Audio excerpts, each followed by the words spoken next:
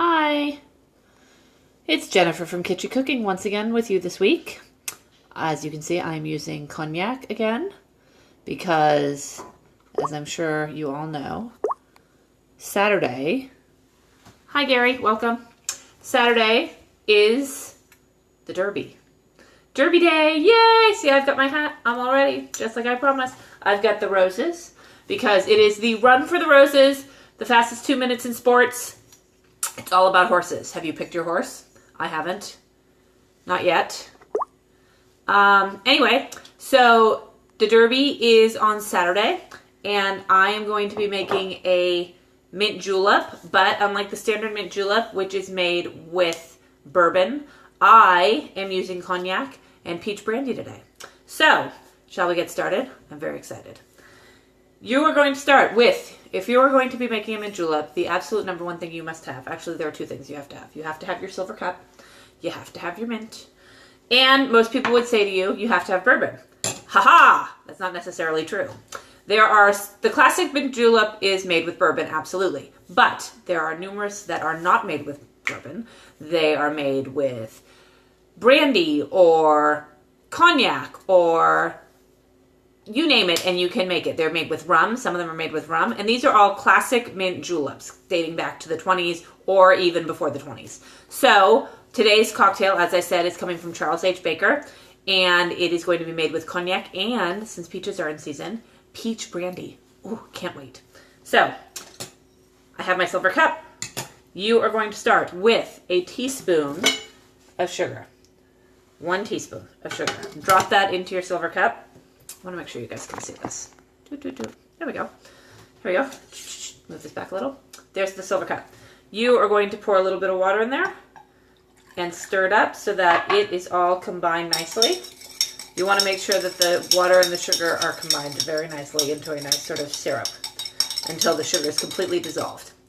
Then you are going to take the all-important mint that I have here. Take a couple sprigs, tear it up, drop it into your silver cup. 1, 2, 3. And you are going to lightly muddle that. You just want to get the aroma of the mint. You don't want to crush it and overwhelm the cocktail. So just lightly muddle it in there. See, like that. Oh, I can smell the mint. It smells so good. Okay.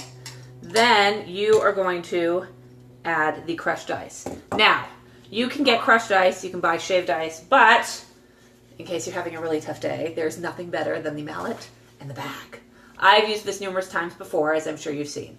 The bag is great. It is a classic if you want crushed ice. What's so cool about it is you put all your ice cubes in here, you beat them to your heart's content with the mallet, and what you have is beautiful crushed ice at the end. And what's cool, the canvas bag sucks up all that extra moisture, so it's just a nice, it almost looks like a Hawaiian ice when you're done. So I am dropping as much ice as I can get in here, and then I'm going to beat the heck out of this thing. Who's had a stressful Wednesday? It's hump day. I had a parent-teacher conference today.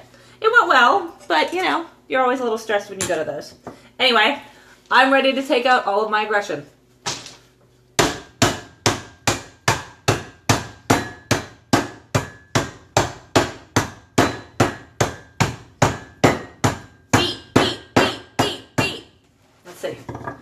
Do we have nice, perfect crushed ice?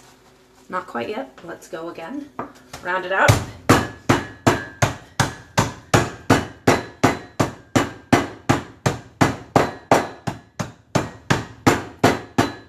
So while I'm pounding on my ice here, have you guys picked your horses for the Derby on Saturday? Do you know who you want to win? I've heard Nyquist is the next American Pharoah. American Pharoah, in case you didn't know, was last year's winner of the Derby and was also the first Triple Crown we've had since 1979, I think. And they are saying Nyquist is going to do the exact same thing. He is going to win the Derby and he will do another Triple Crown. We will have to wait and see. But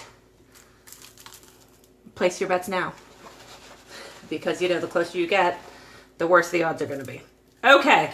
I have crushed my ice. Look at that. The way a julep should absolutely look. Now, this calls for, as I said, does not call for bourbon. Instead, it calls for 1.5 jiggers of cognac. Now, a jigger is actually 1.5 ounces. So 1.5 ounces, 1.5 jiggers, means instead it is 2.25 ounces of the cognac. I am using Hennessy, but you can use whatever you like. If you prefer the SOP, that's fine. You're the one drinking it. It's all about what you like. So you're going to pour that right in here. There you go. Oh, looks great. Add a little bit more ice on top. And then you are going to add 1 jigger. Actually, let's do the brandy first. You are going to add 1 jigger, which again is 1.5 ounces of peach brandy. Oh my God, it smells like fresh peaches. Now, a lot of people are going to be confused between peach brandy and peach schnapps.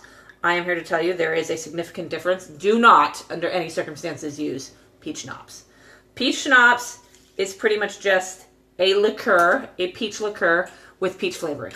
Peach brandy, if made correctly, is actually made with fermented peaches. It's a brandy comes from a wine, from further fermented wine. So it's got a higher alcohol content. And the peach version is you take the wine and you combine it with fermented peaches, and that's how you get peach brandy. So that's what you want to use. Now, I have put that all on top of here. I'm going to add a little bit more crushed ice on top to give it that nice, pretty, classic derby look. Whoops. There we go. And then, to finish it off, because you can't have a mint julep without 2 things.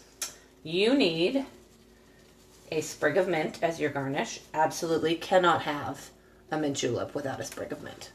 It's so important. The other thing you can't have a julep without is a straw.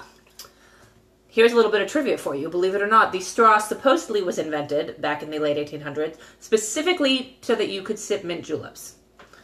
Now we use them for everything. But, so, you got your sprig, you've got your straw, and there you have your Lamarr Peach Brandy Mint Julep. You want to wait, according to Charles H. Baker, until the glass is completely frosted, and just watch it glow. Looks so good. Do not stir, do not mix. Your drink is all done. Toast, cheers, good luck to whichever horse you have, and sip. Ooh, wow, yummy. The peach really comes through. That peach and mint, great combination. Very springy, perfect for this super festive event. So, there you have it. It will be on the blog, kitschycooking.com, on Friday, with the ingredients, step-by-step how to make it, as well as the history from where it came from and who created it. So, feel free to go to the blog, kitschycooking.com. If you would like to follow me on Instagram, I am at kitschycooker, same as here at Periscope, as well as on Twitter. So, thank you all for joining me today. And I will be here next week with another cocktail. Not quite sure what it will be, but something springy because we're right in the middle of May. So, thank you again for joining me, and I look forward to talking to you all next week. Bye.